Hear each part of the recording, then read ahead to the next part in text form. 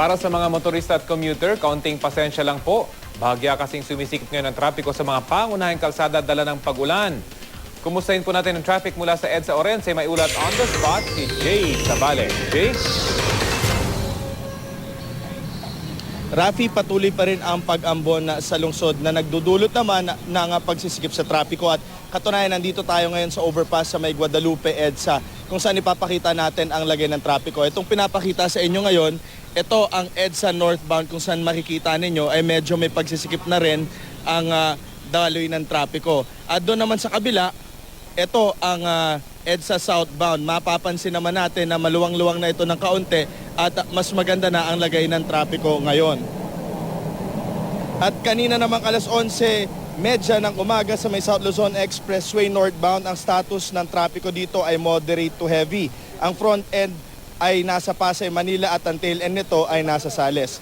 At mula naman yan sa pamunuan ng Skyway.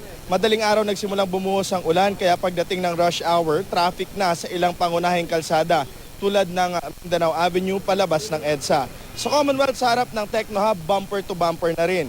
Sa Quezon City Circle, halos di gumagalaw ang mga sasakyan. Di lang mga motoristang apektado ng pagbuhos ng ulan, pati mga commuters hirap din.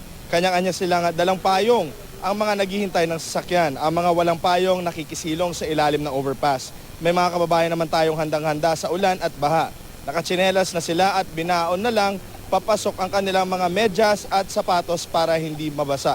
Inaasahan naman magdudulot ng masikip na or pagsisikip sa trapiko pag nagpatuloy pa rin ang pag-ulan mamayang rush hour. Kaya sa atin naman mga commuters, huwag kakalimutan magdala ng payong at kung maaari magtsinelas na lamang at ibaon ang kanilang mga sapatos. At yan muna ang latest mula dito sa EDSA. Balik sa iyo, Rafi. Jay, may nabanggit ba ang MMDA kung ano yung dahilan ng pagsisikip ng trapiko kanina dito sa may Kamuning area, dito sa may kanto ng EDSA? Halos hindi gumagalaw yung trapiko kaninang mga alas 9 ng umaga, Jay.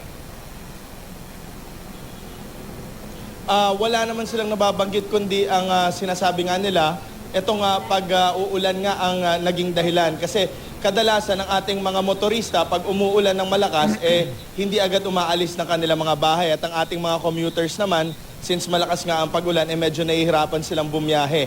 Kaya nagkukumpul-kumpul sila dito sa mga sakayan. At syempre, ang ating mga public utility vehicles naman, kanya-kanyang unahan ng pagkuha ng pasahero. Rafi? Pero sa ngayon, Jay, wala pa namang naitalang baha sa mga pangunahing lansangan sa Metro Manila.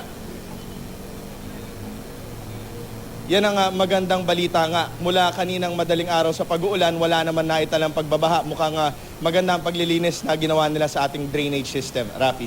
Okay, maraming salamat, Jay Sabale.